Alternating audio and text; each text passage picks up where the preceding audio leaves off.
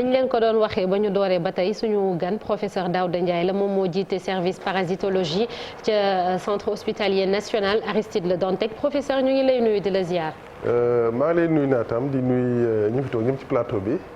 di leen ziar di nuyu également ñëpp ñu leen di seetaan ci suba teel bi. alors Chérif waxtaan bi wax nañ ko muy Aristide Le Dantec ak li ñuy dund jamono ji ñuy délocaliser service yi ak maladie mu indi coow lu rëy foofu ci loolu la ñuy tàmbali Chérif. fii ak ñetti fan lay tëj hôpital bi nga xamante ne kon am na téeméeri at ak fukk professeur muy hôpital boo xamante ne am na histoire ngir tabaxaat gi coow li nag bari na rawatina toxo gi nga xamante ni ñu bëri dañoo jàpp ne gaawtu daf cee am. Est-ce que bokk nga ak ñoom gis-gis. waaw merci Chérif jërëjëf encore une fois d'abord di rafetlu d'abord le fait que aujourd'hui demande boo xam ne la woon tabaxaat Dantec dafa nekkoon demande boo xam ne travailleurs yi ñoo ko soumettre woon donc kooku mooy li nga xam ne dañ koy rafetlu d'abord par rapport ak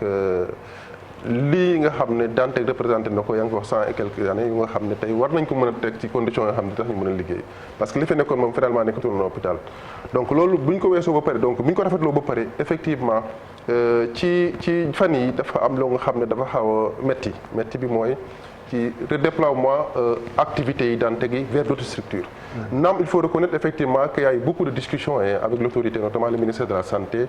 avec le personnel le CMA et cetera ci lu bëri waxtaan am na ci lu bëri par rapport à ça mais ci fin bi dafa am lu mu fu mu sooxee foo xam ne effectivement pour man buñ ko réglé wul mën na yàq lu bëri par rapport ak image bu ñu doon reflété par rapport ak li ñu wax lu boo xam la mooy reconstruction bi et surtout que xam nga foo xam ne plus de 1000 personnes ñu ngi fa doon liggéey bu ñuy dem warul am naqar ci ginnaaw donc je pense que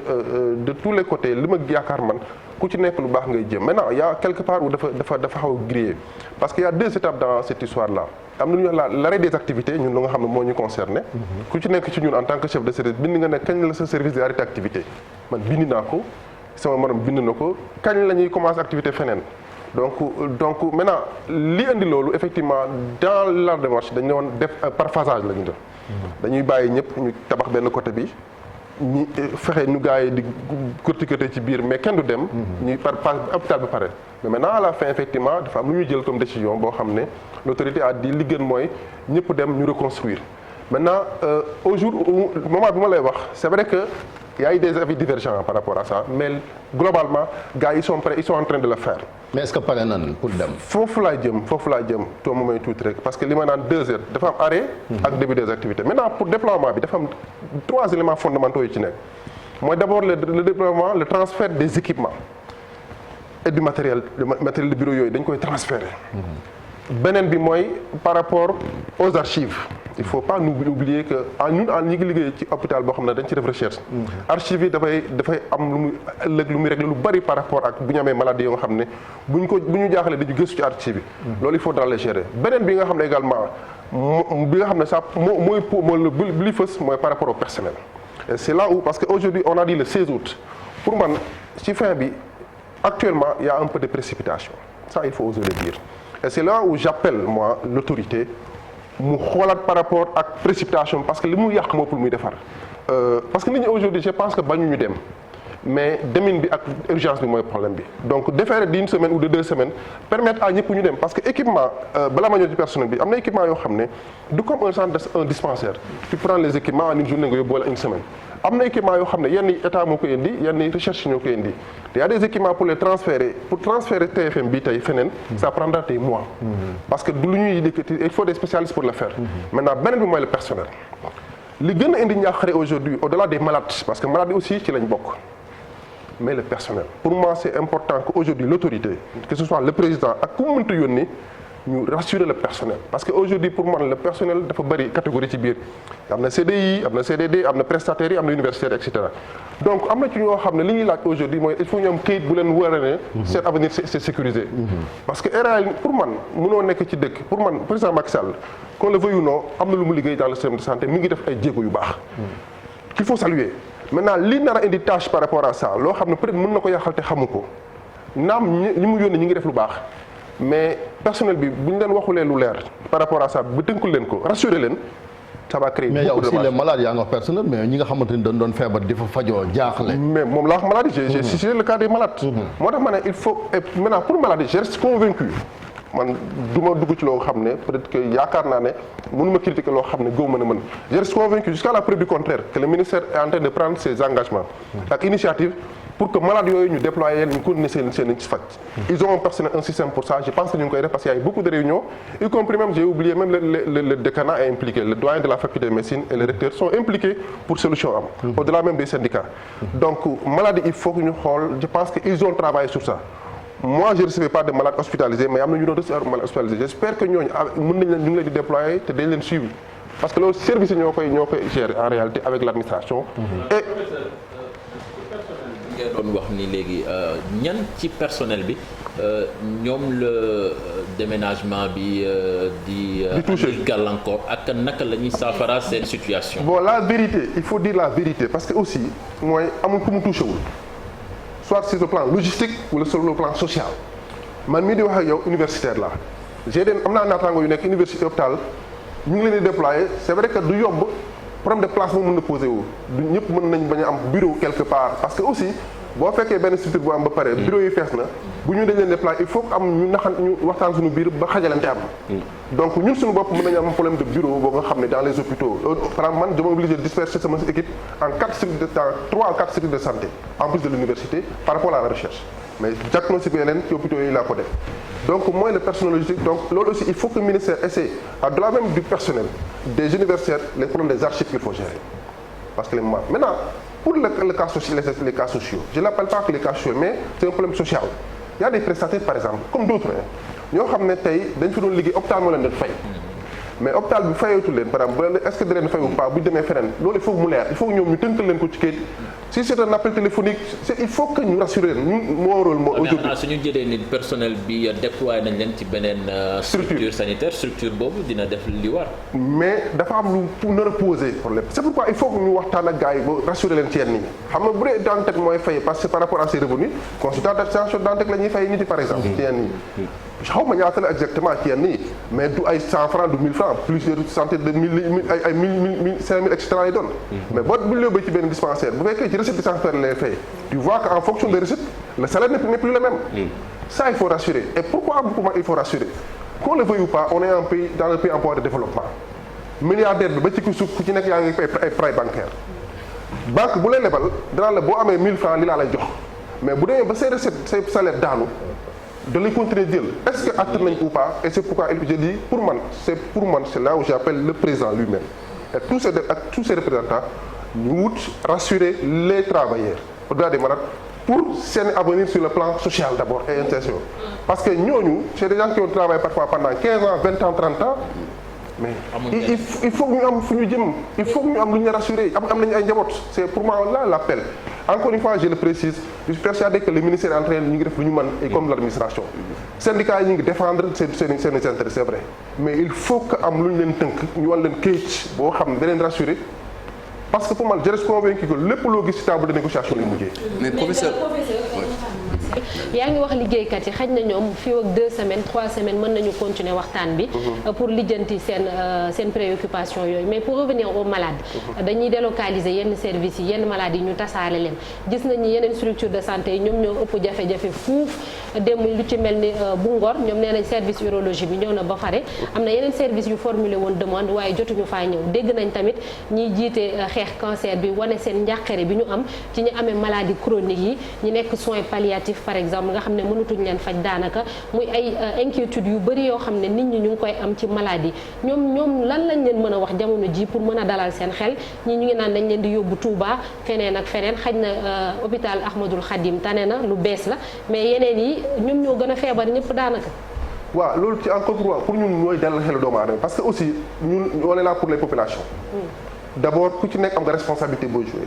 ku ci nekk en tant que chef de service aujourd'hui en delà même de l'administration ce rôle mooy fexe ba malade boo doon suivre wala nga fexe ba yow suivre mu am une fois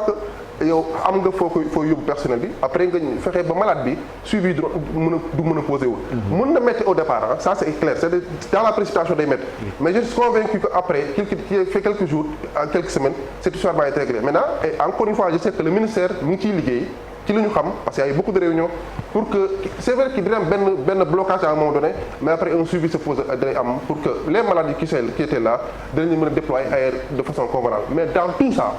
il faut que ci jamono ji que le courant passe très bien entre l'administrateur et l'administré mooy ñi yor nguur gi ak personnel bi yëf yi leer nañ ci diggante bi ba nga xam ne après du am blocage par rapport ak loolu yëpp parce que li may ragal moo am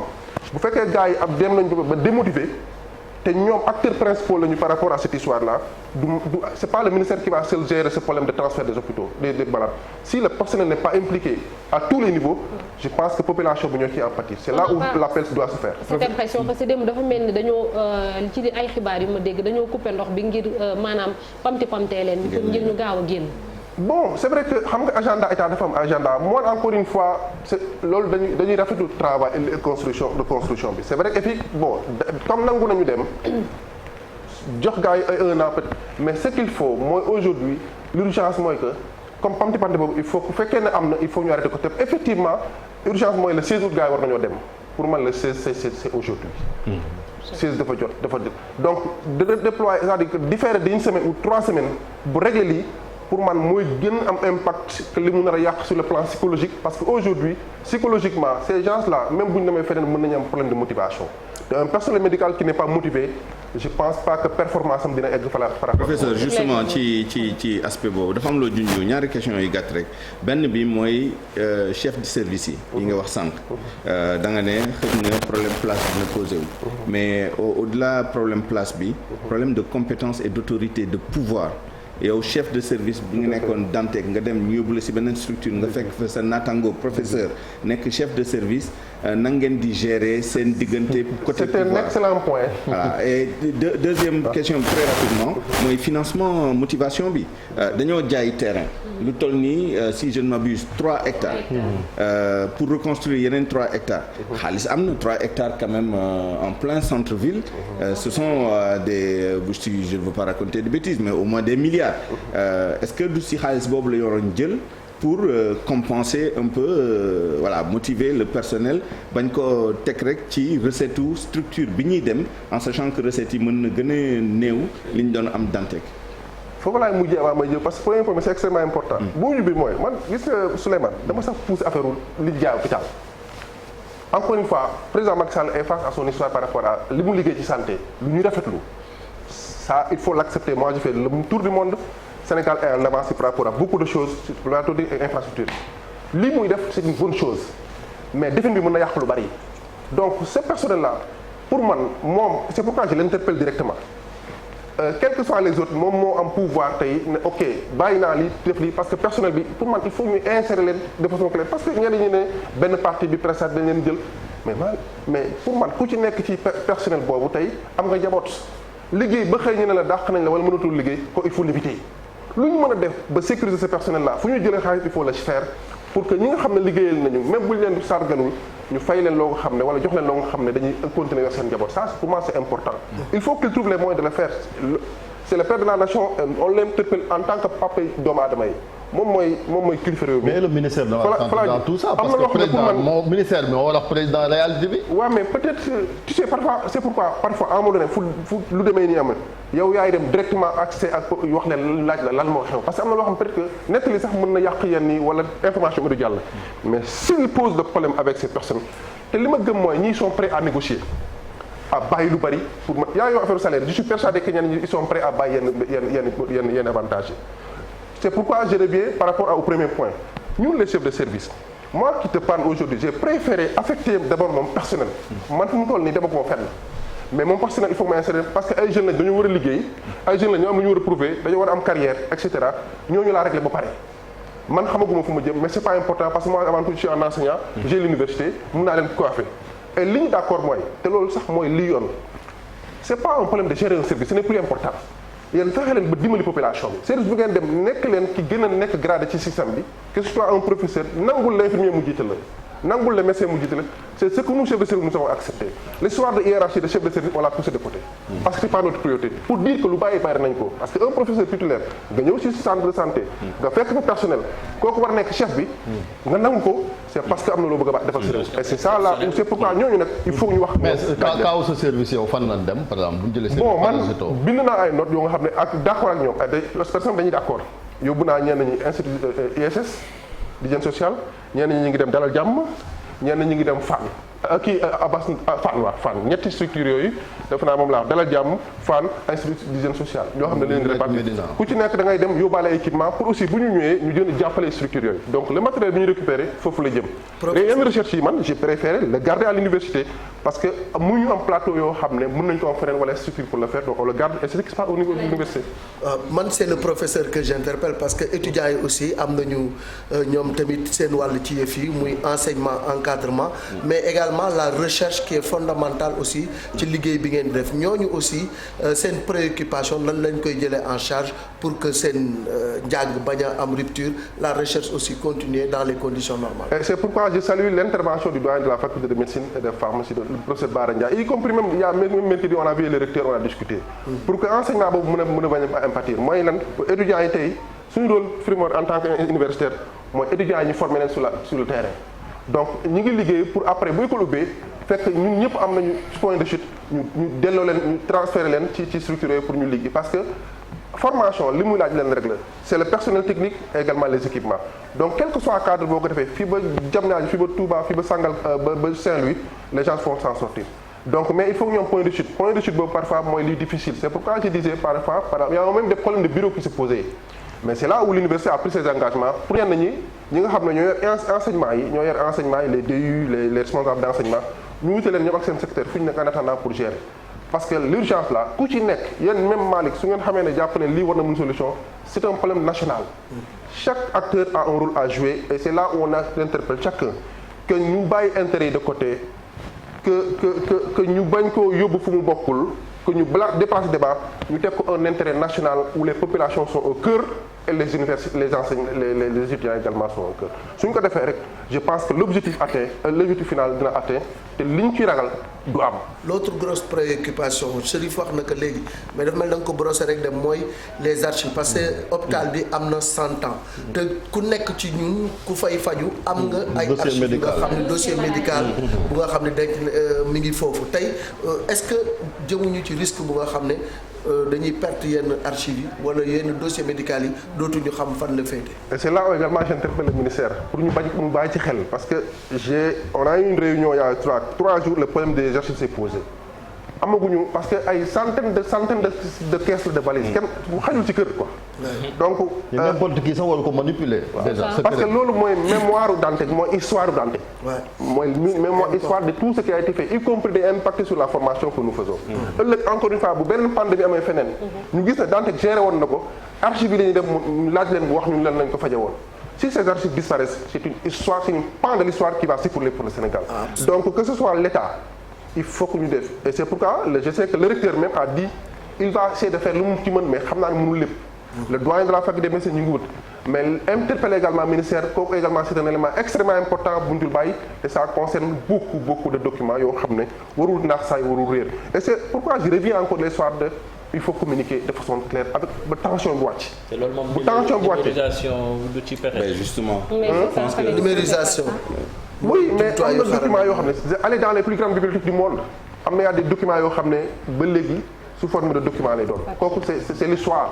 dafay am ñu ngi numériser mais xam nga ne nos pays en voie de développement processus bi gaawul noonu gars yi commencé nañ ko mais des documents qui sont là depuis 100 ans gars yi bu ñu numériser yi ren yi la ñuy commencé nañ ko ay yi daaw et cetera mais yooyu mënagul génn te un document boo bàyyi ëllëg lu bari mën na réer te bu boobaa li nga numéro sax mën na bañ a am njëriñ ni ko bëggee woon. yéen ñi chef de service yi est-ce que seen avis jëloon nañ ko en compte laataa ñuy paraxi nii comme ni ko ñëpp jàppee di leen toxal est-ce que jël nañ seen avis en compte. La réalité am na réunion yoo xam ne effectivement les chefs de service ont été impliqués. Mais effectivement parfois il y a eu des décisions qui sont prises ba nga xam ne bon ni ñu ko jël dafa gaaw mais xam nga état nag bu bëggee da ngay tu n'as pas le choix. avis bi bu ñu laajoon mooy ba tey jii nii il n'est pas trop tard pour bien faire et c'est là où également j'interviens. fii dara yàqoogu lu ñu mën a rattraper l'avis du chef de service que nous sommes mooy nañu bàyyi tuuti benn délai ne serait-ce qu'une semaine ou deux et cetera quelque temps ñoom ñoo xam nu ñu koy d'accord gars yi pour dem sinon ëllëg tout le monde sera responsable parce que man du ma ne diw la parce que même fekkee man tooguma ci table de négociation ba sama borom bu toogal man la toogal keneen noonu la toogal donc avis yi am na mais parfois encore une fois c'est pourquoi l'avis au départ c'était def par passage loolu changé nañ ko en temps pour des raisons parce que c'est normal di ba rappel li ñu wax mais au jour d'aujourd'hui ce qui est important mooy gis nañu ne loolu la ñu proposé woon mais doxul ni mu war a doxee il faut reculer un peu parce que du gàcce un état pour man dem ba gis ne lii arrangé wul sama njaboot mu reculer pour négocier état administration pour man kilifa borom kër du am gàcce waxtaan ak njabootam ba ndaxante ak moom bu mu am dëgg mais doone boo jàppee ne moom nii la noonu la war a demee te moom gëmu ko même bu fekkee ne noonu la day damm rek ma du baax. professeur mënuñu la bàyyi te laaj ñu la ci lu nga xam ne def nga ci liggéey bu am solo ba am ci ay raaya muy wàllu siburu. tey ku ne xam na ni ñu ngi ci nawet siburu bi mi ngi def ay dégâts yu bëri ci réew yi te duñ koy faral di wax dañuy wax yeneen feebar yeeg lu ni mel tey recherche bi nga def ak trouvaille bi nga def sur le champ d'application au Sénégal fan lañ ci toll. waaw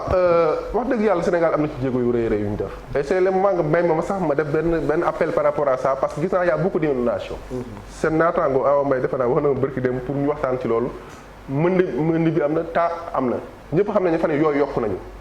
et c'est pourquoi ñu def ci nànk bu baax a baax par rapport taataa yi ci kër yi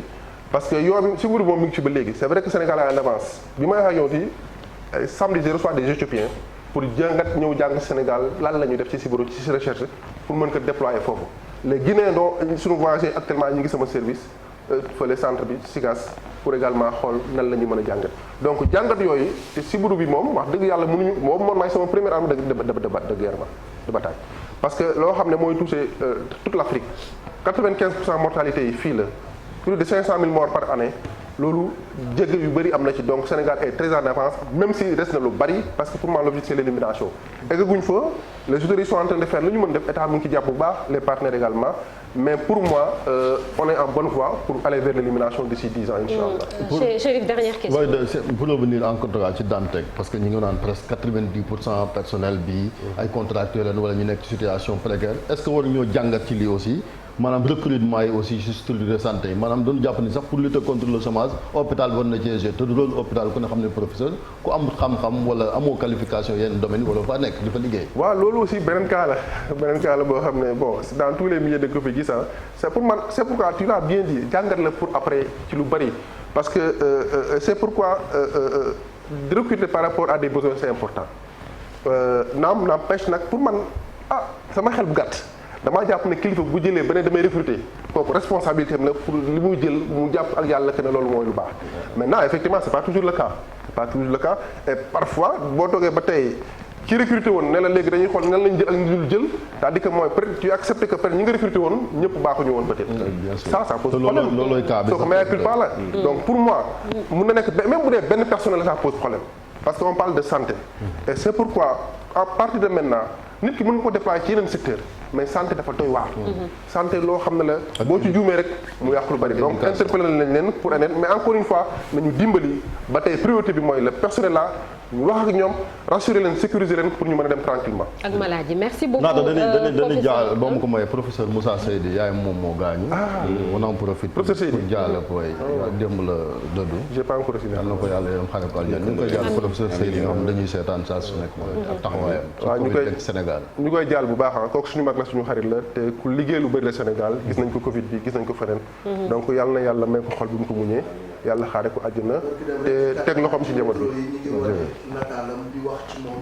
lu mucc ayib lu nga xam ne peut-être xëy na sax ñun Sénégal xamuñu valeur ki nga xam ne moom la ñu yor muy professeur. Absolument, on l'a vu également hier def témoignage ci professeur Souleymane Mboup mi ñu bàyyele concours général édition 2022 bi kon di ko jaale bu baax a baax moom professeur Moussa Seydi di ñaan sunu borom xaare way juróom bu jigéen boobu ci aljana yi gën a kawe merci beaucoup professeur Daouda Ndiaye. c'est bon ñaatam jërëjëf di la ñaanal nga yendu ak jàmm dañuy jàll ci une l'Observateur ak Journal Record.